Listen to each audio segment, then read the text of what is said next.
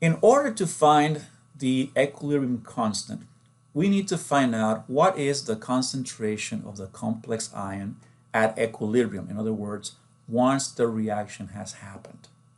In order to do that, we're going to do a very clever trick. Let's say that I start with my test tube that has just my standard, and I'm going to put a volume pretty much equal to what I have in my reaction mix, which is here. This is the equilibrium mix. And because in my equilibrium mix I don't have a vast excess to push the reaction all the way to the right, it's going to have a somewhere between an orange to a pink kind of color in it. Now, the trick here is we're going to view the solutions from above. So we're going to put a piece of white paper underneath the test tube rack, and we're going to look from above at each one of these. Of course, if we do that, the equilibrium mix might look just a little darker because of the depth of the liquid in the test tube. And of course, the standard is going to look a lot darker. So what we're going to do is we're going to consider that the reason why we see the darker shade of the color is because we are looking at the light going through the solution through a path. We're going to call that path length L, which is essentially the height of the column of liquid in that test tube. So what we're going to do is we're going to start removing the standard solution gradually, because what that'll do is it'll decrease the length of the path that light has to go through in the standard, until we arrive at a point where looking from above they look the same. Notice that at this point the height of the column of liquid in the standard test tube is shorter, because to get the two solutions to look the same from above, you have to force the light to go through a shorter path in the more concentrated solution, which is the standard. So what we're going to do now is we're going to measure the height of each one of these in centimeters, and we are going to use this information to calculate the concentration of the iron thiocyanate complex at equilibrium by a rather clever mathematical trick. So let's go there now. So let's start by looking at Oliver's data here, and we're going to try to do the calculation here for test tube number 1. Remember, our goal is to find what is the concentration of the complex ion at equilibrium. These are the measurements. When Oliver was able to equalize the solution of the standard with the solution of the equilibrium mixture, these were the respective heights of the columns of liquid in each test tube. 1.90 centimeters for the standard, 7.25 for the equilibrium mixture. All right, so let's look at this. I'm going to put back here our initial data that we had, and I'm going to show you two ways of analyzing this. All right, the first way requires us to look back at something that we learned perhaps earlier on, and this is called the Beer-Lambert law. And the Beer-Lambert law says that the absorbance of any given solution is going to be equal to some constant epsilon times the path through which the light has to migrate times the molarity of the solution. Well, let's say that this is the standard. All right. Now, what would happen when we equalize the two test tubes? Well, at that point, the absorbance of the second solution would be the same constant, but in this case, this would have been a different path through which the light had to travel times the different concentration. The reason that we write this is because all we changed was the concentration of the complex ion. So this would be our sample equilibrium mix. Remember, at equalization, the absorbance of both solutions was the same. which means that epsilon times L1 times N1 equals epsilon times L2 times M2. What we're trying to find out is, well, what is the concentration of the complex ion in our equilibrium mixture? We already know what it was in the standard. And so all we need to do now is solve this. The constant here cancels out.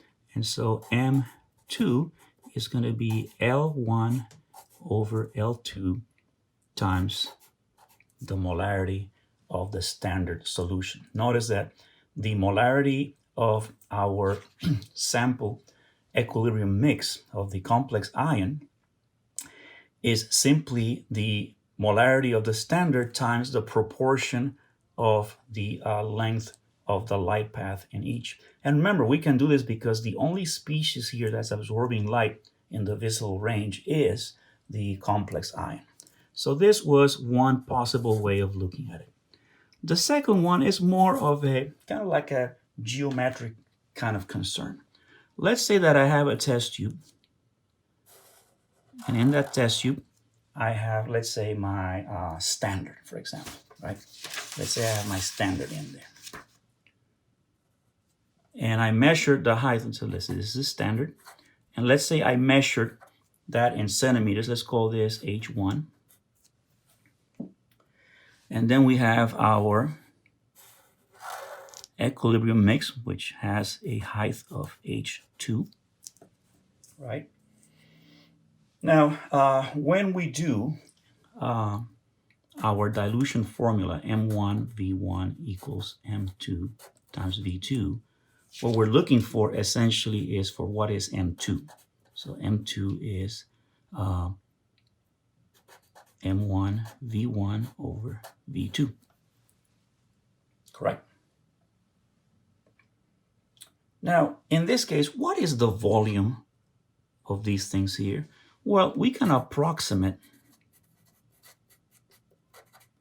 V as if it were a cylinder and essentially assume that whatever correction we would have to make for that little curved part there is the same for both. So we're going to treat the volume simply as a cylinder, and the formula for that would be 2 pi r, which is the circumference, times h, which is the length of the cylinder, in this case the height of the column. So that means that for the standard, the volume would be 2 pi r times h1, and for our mix, V2 would be 2 pi r times H2. So what would be V1 over V2? That would be 2 pi r H1, excuse me, over 2 pi r H2, excuse me, which essentially all of this cancels out and ends up being H1 over H2. Since we said that the molarity of our equilibrium mix is M1 times V1 over V2, that means that it's M1 times H1 over H2. In other words, same thing we found here. The molarity of our equilibrium mix levels of the complex ion are going to be the standard's molarity times the proportion of the difference in height between, the ratio in heights between the test tube that has a standard and the test tube that has our equilibrium mix. Okay, so with that in mind, let's go ahead and do a calculation for test tube number 1. So let me go back here to our data sheet. And we said that if we're going to calculate this number here, and it's going to be for test tube number 1, we're going to say that the molarity of this guy, we're going to write it out, FeSCN, at equilibrium would be the molarity of the standard, which we said was 2.00 times 10 to the minus 4 molar. 2.00 times 10 to the minus 4 molar times the ratio of these heights here, which would be 1.90 centimeters divided by 7.25 centimeters. So that cancels out the centimeters. And what number do we get there? Let's see what we get. So we're going to do 1.90 divided by 7.25, and that's going to be multiplied times 2 to the negative 4 molar, and that gives me 5.24. We're going to have to limit it to sig figs here, times 10 to the minus 5 molar. So that is going to be the molarity of our complex ion when the system reaches equilibrium. Now what you can do is repeat this type of calculation for each one of these test tubes and add these numbers to your Excel spreadsheet.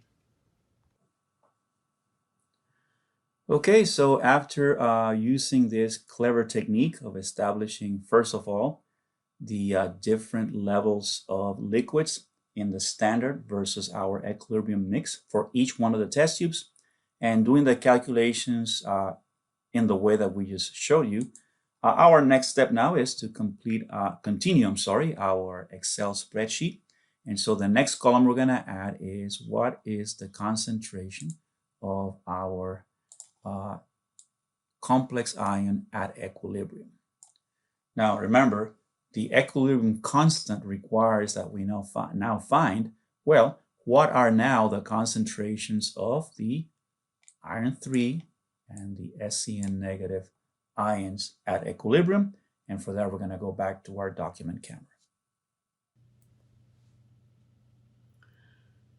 Let's pick it up from where the data table was at, and let's remember what our equation is. Iron 3 ions combined with FeSCN minus ions to form this complex ion. So to build our standard ice table, we start out with, well, what was the initial concentration of each? So for iron, that would be Fe3 plus 0, which we have over here. For FeSCN, it would be the initial concentration of FeSCN, which we have in this column over here.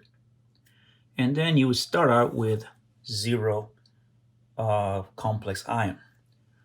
As the reaction proceeds, of course, a certain stoichiometric amount of product is formed. That means that we're going to call X the number of moles per liter of each reactant that is converted. And of course, we are going to gain plus X moles per liter of product. So that means that at equilibrium, we will have the initial of iron 3 minus X, the initial of FeSCN minus X, and X of our product. All right. So what is our equilibrium constant? Well, our equilibrium constant requires us to know what these things are. So let's start out by finding out what X is and what these concentrations are, okay? So let's go ahead and do it for test tube number 1, which is over here. Here's the data that we have, right? So what would X be in this case? Well, X is the molarity of the complex ion at equilibrium, which we see from here equals 5.24 times 10 to the negative 5.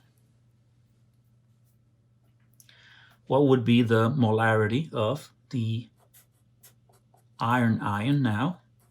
Not initially, but at equilibrium. Well, it would be the initial minus X. The initial molarity is 0.100 molar, so 0.00100 molar, minus x, which is 5.24 times 10 to the negative 5. And let's see if we can do this over here.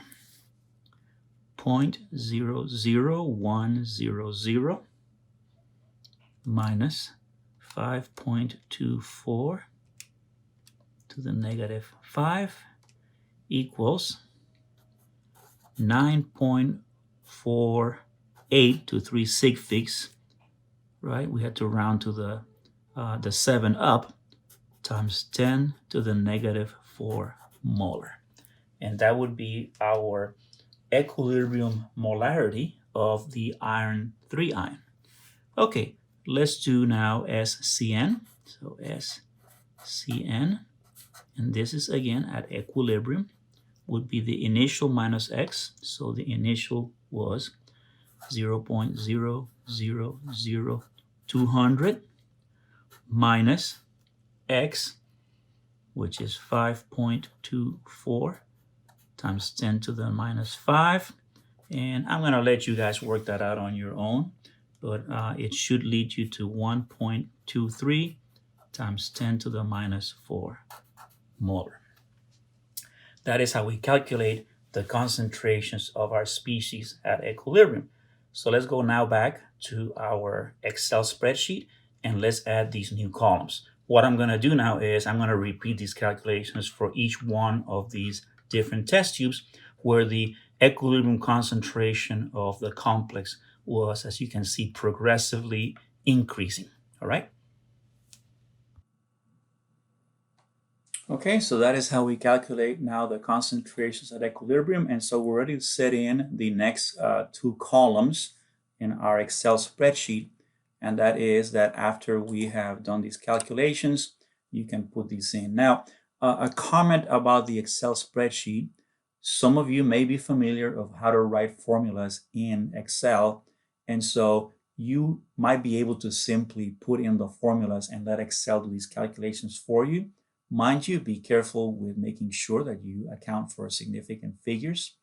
But in all cases, if you decide not to do that, you can do your calculations on paper and then just input the final results here. Now, here's the thing. As part of your lab report, you will have to display one set of calculations for each one of these steps. And please read the assignment instructions so you can see what we mean by that.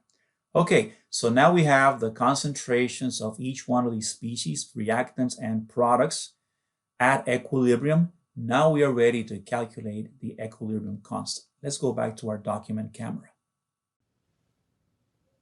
We are now going to calculate the equilibrium constant. Once more, I'm going to use the sample set in test tube number 1 to do this. Don't forget, for our reaction, which is Fe3 plus FeSCN negative, yielding the complex ion FeSCN2 plus, the equilibrium constant would be the molarity of the product as written divided by the products of the molarities of the reactants as written. So let's plug in, again, like I said, let's plug in the values from test tube number 1. The molarity of the complex ion here is 5.24 times 10 to the negative 5. Again, we're not going to worry about units when we deal with equilibrium constants, all right? So the molarity of the iron here is going to be at equilibrium 9.48 times 10 to the minus 4. And the molarity of our FeSCN minus reactant is 1.48 times 10 to the negative 4. Okay, let's see what those numbers give us here. So 5.24 to the negative 5 divided by 9.48 to the minus 4 by 1.48 to the minus 4 equals 373.47. Of course, we're going to keep it to 3 sig figs, and this is going to come up to 373. Again, a lot of it depends on if you were doing the formulas in Excel. Even though you display things that are rounded up, sometimes they might not. So for example, if your formula has you multiply against what Excel has in here, it may be that this will vary a little bit. So this may come up to be 374, 372. But remember, in sig figs, that last digit is always the one that we consider to be allowed to have some variation. Okay, so that is the example for number 1. So now you have to do the same for each one of the other test tubes and find out the equilibrium constant calculation for each one.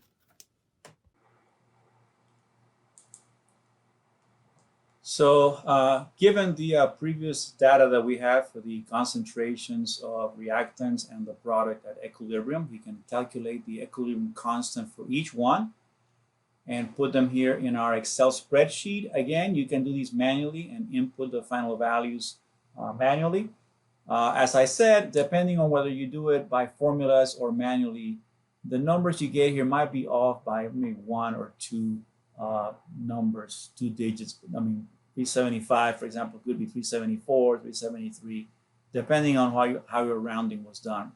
Notice that here at the bottom, we have gone ahead and indicated the average of all these values. I don't think we need to do a calculation for that. You know how to do the average, and it comes out to be 342.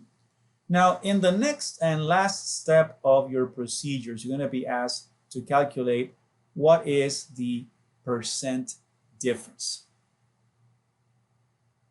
It's not clear when you have multiple values what the percent difference is. So let's go to our calculations page here, our document camera, and I'm going to show you 2 different ways that you could tackle this, okay? So we'll be back. There are various ways of calculating percent difference. Normally, the way you use the percent difference calculation is to compare 2 values. But in this case, we have 5 of them, and then we have the average of 5. So let me show you 2 possible ways.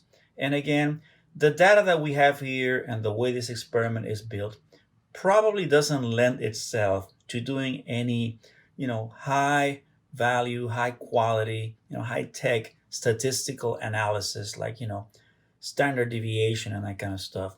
So we're going to take it simple. And one approach that we're going to try is take the highest value minus the lowest divided by the average times 100%. So that's one way that we can do this. So in this case, our highest value is 405. Our lowest value is 278. Our average is 342. So we can do that. Let's do 405 minus 278 divided by the average, which is 342 times 100%. So let's see what that gives us. 405 minus 278 divided by 342 times 100 gives us probably about 37% or so. So we could say that that's the percent difference in all this. In other words, any result you get is, possible it'll have plus or minus 37% error, which is not really very encouraging, is it? Here is another approach that we could take, is to take the absolute value of the difference between, let's say, a given value minus the average and divide that by the average times 100%. As a matter of fact, I don't think I needed these bars in here. So for example, what we would say is, let's say for tube number 1, that would be absolute value of 375 minus 342 divided by 342 times 100%. Oh, sorry. Kind of ran off the table here. And what that would give us is, let's say, 375 minus 342 divided by 342 times 100. And that would give us like a, like a 9.6% error. Now what we would do is we would now go and do the same for each one of the values. So you'd have 5 different sets of percent differences. And then what you take is the average of all 6 of them. So I'm going to put that on the PowerPoint. So thank you so much. So as you can see, there are 2 ways that you could interpret this percent difference calculation. And let's assume that we use the second one. That is, what is the percent difference between each value of KC versus the average? And we're going to take those, and then we'll end up with an average of all 5. I don't know, it looks a little better. So basically what it says is, this is, the average is 342, and it's probably good to plus or minus 11%, which is in the range of plus or minus, I don't know, 36, plus or minus 36 or so.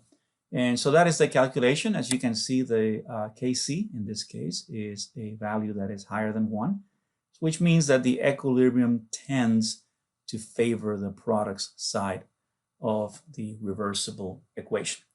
Okay, so what's going to happen next is you're going to be receiving a set of data, and following this example, you will refill a new Excel spreadsheet, and you will complete the data sheet in your lab procedures.